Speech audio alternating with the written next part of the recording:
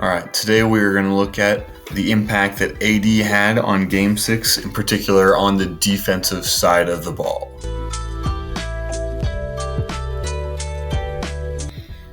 In particular, we're going to look at one motion from the Warriors. We're going to look at how they handled ball screens and trying to put AD in ball screens, and when they did and when they didn't, and what the difference was. Okay, first we're going to look at some times they did not put AD in the ball screen. This essentially allows AD to essentially hang off and protect the rim. We'll see what kind of shots the Warriors get. So first, Clay calls up ball screen for Austin Reeves.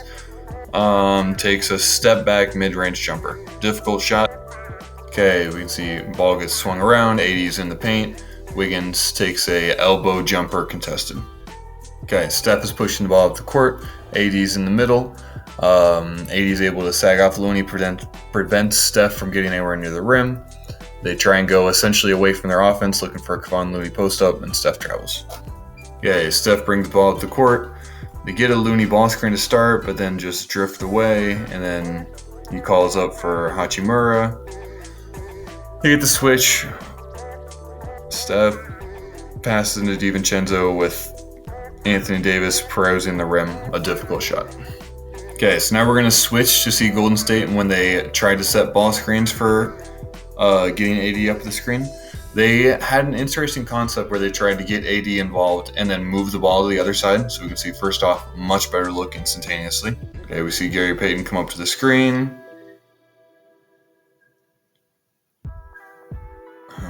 Not a great look. Okay, so we can see the Lakers actually do an interesting concept here. Okay, when Gary Payton is going to come up to the screen, usually AD would be on Payton.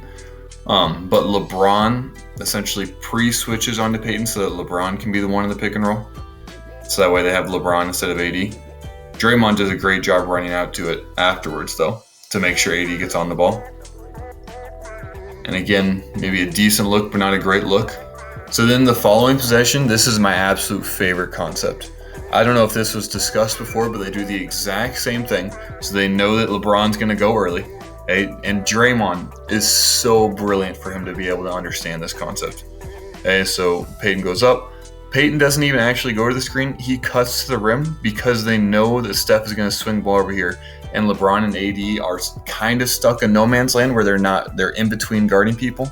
And Draymond just feeds it right to Payton. That's so beautiful. And next position, Lakers are like, no more of this pre-switching thing. That's a decent look for Steph right there, having AD up on the ball.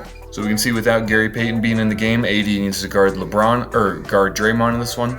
Little ball screen, Draymond rolls, finds him, and finish at the rim. So Jordan Poole is bringing the ball up this time. Again, want to get AD involved in the action up top. Ball gets moved around. Andrew Wiggins gets an open look from three. So my favorite concept that elaborates on how good AD is essentially on defense is in a second, he's going to get fouled here. Oh, just kidding. Doesn't get fouled here. He's going to finish the layup here. The Lakers are currently up 31-18. So they're up 31-18 because the Warriors are having to shoot contested shots, difficult shots, and they're missing those shots because they're difficult. Like, they'll make those shots on a decent chance. But AD's presence in the rim, like we see right there, is impacting enough that the Warriors are not able to get clean looks. They're settling for contested jumpers, etc. And so they've only scored 18 points in the first quarter, which is obviously well below what their average is. So right here in these free throws, AD takes his first break of the game. He comes out at 142. Notice the score is 31-18. First possession, Steph gets the switch. 3. Next possession, turnover.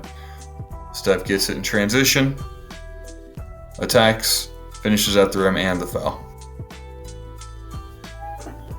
On the shot here, Steph creates contact, gets the foul, gets to shoot free throws. So when we last left the game, it was 31-28 when AD left the game. Since AD left, they went on a 8-0 run. It is going to be 31-26 in a second when Steph makes his free throw, and they sub AD back in. If that doesn't exemplify the impact that AD has, I don't know what does.